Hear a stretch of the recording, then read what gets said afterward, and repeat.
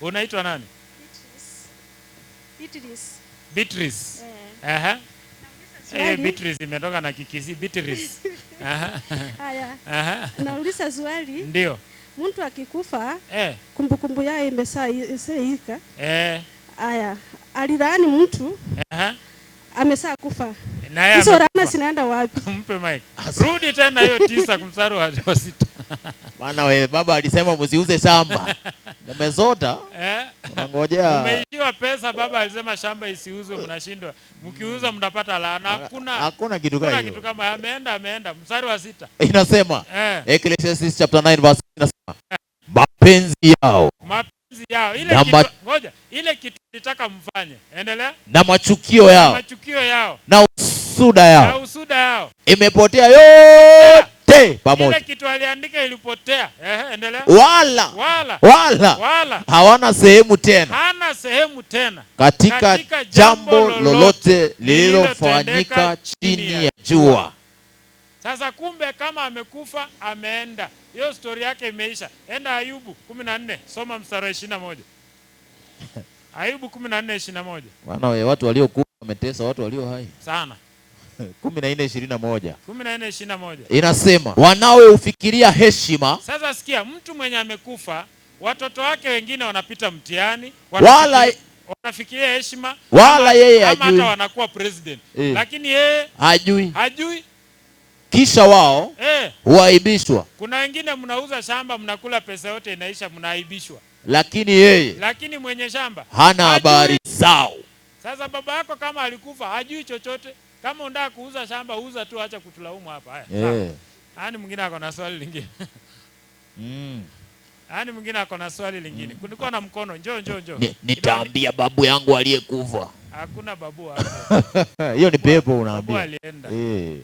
Babu alienda, hata mifupa tu ndio ilibaki hapo.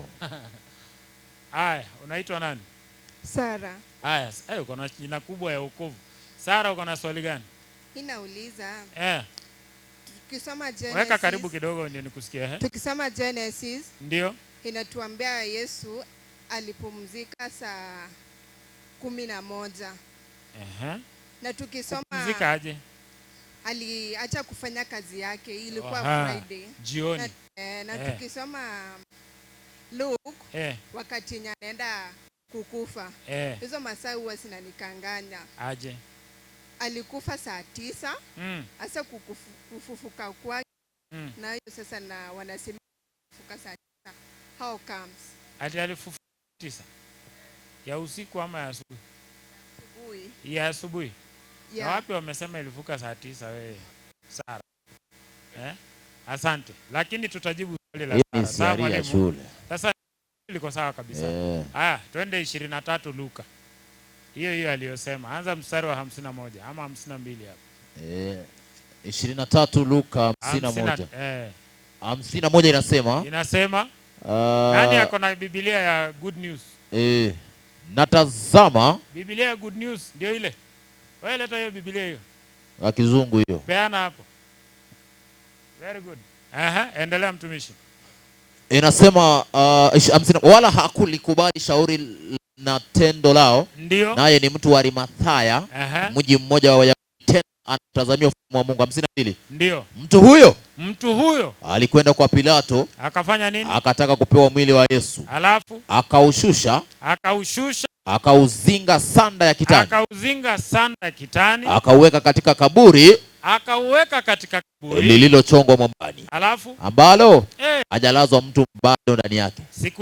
Siku hiyo ama siku ile ilikuwa siku ya maandalio. Fungua hii.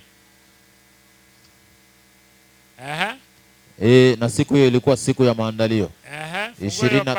Inasema 23:51. 54. Inasema it was Friday. Endelea.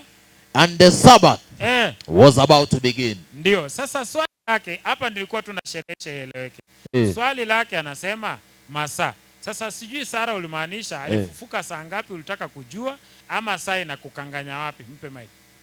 Wakati alifufuka na wakati wenye alikufa. Wakati wenye alikufa tunajua ni saa 9. Ilipotimia saa 9 roho yake, umeelewa? Saa 9 hiyo tunajua, lakini wa kufufuka hatujaambiwa. Unajua ni kwa nini? Haya, twende hapo 24 mstari wa kwanza. Very early on Sunday morning. Haya, Jumapili asubuhi, hata siku ya kwanza ya juma, ilipoanza kupambazuka, ndio walikwenda kaburini, ndio wakiyaleta manukato walioweka tayari. Alafu wakalikuta lile jiwe limevingirishwa mbali na kaburi. Alafu wakaingia wasiuone mwili wa Bwana Yesu. Mpe Sara, walipofika waliona mwili? Hapana. Sasa tunajua saa ngapi alifufuka?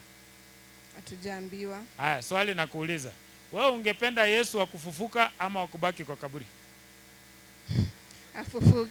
Afufuke, si ndio?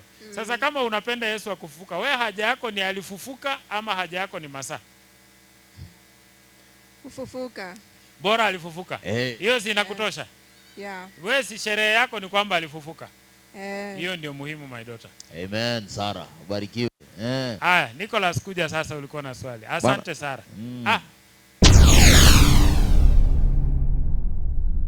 Get the point. Take a step forward.